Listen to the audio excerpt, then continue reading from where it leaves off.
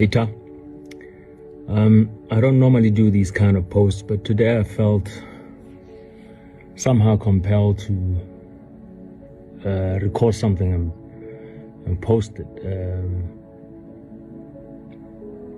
I felt the need to sort of speak to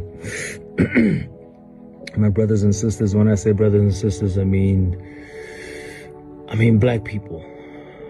Guys, now is our time. Now is our time as black people to really prove to ourselves that we are worthy of happiness, we are worthy of success, we are worthy of wealth, and that all the dreams that we have, it's really up to us to sort of go out there and push and make sure that we achieve everything that we set out to achieve.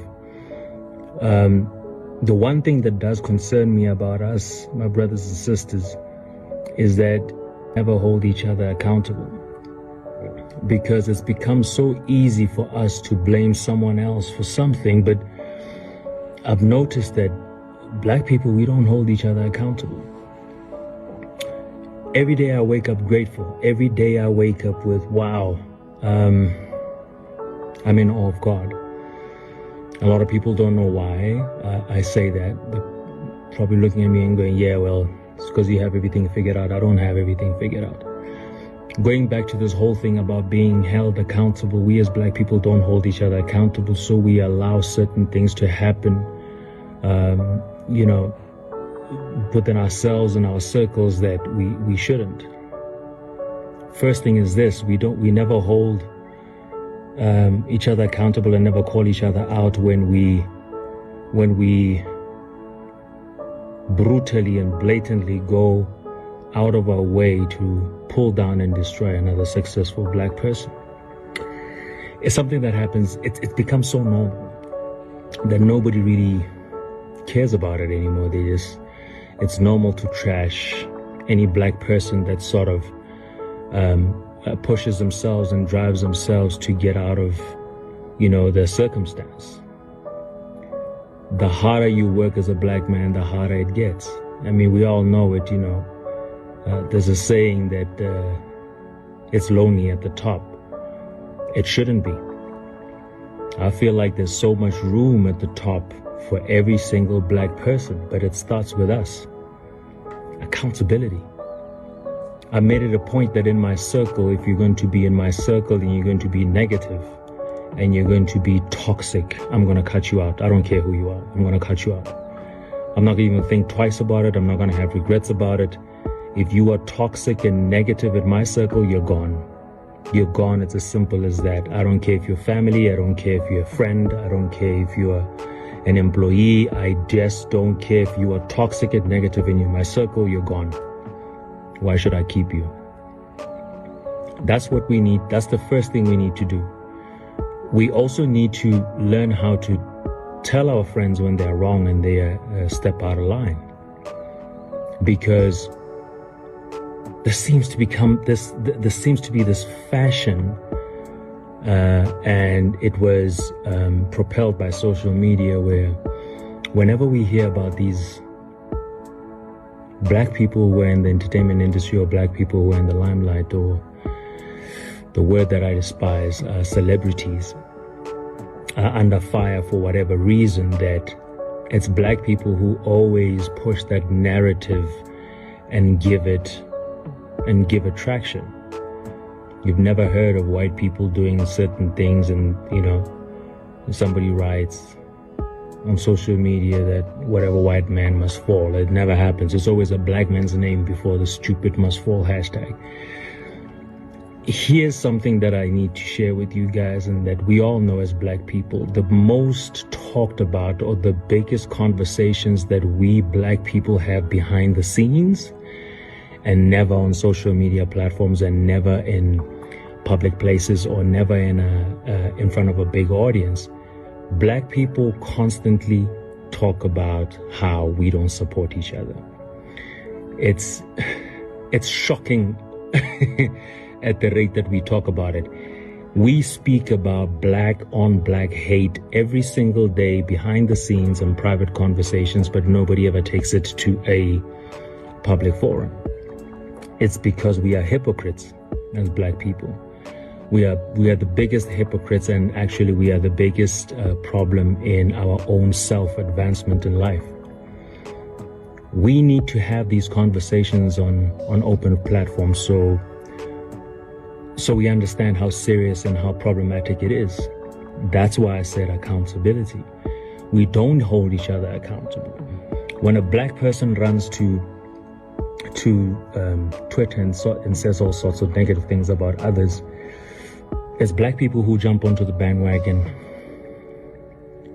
and make that disturbing conversation, topic, trend, whatever, relevant. If black people ignored that nonsense, there wouldn't be such a thing as a trend. There's a reason why it's called Black Twitter.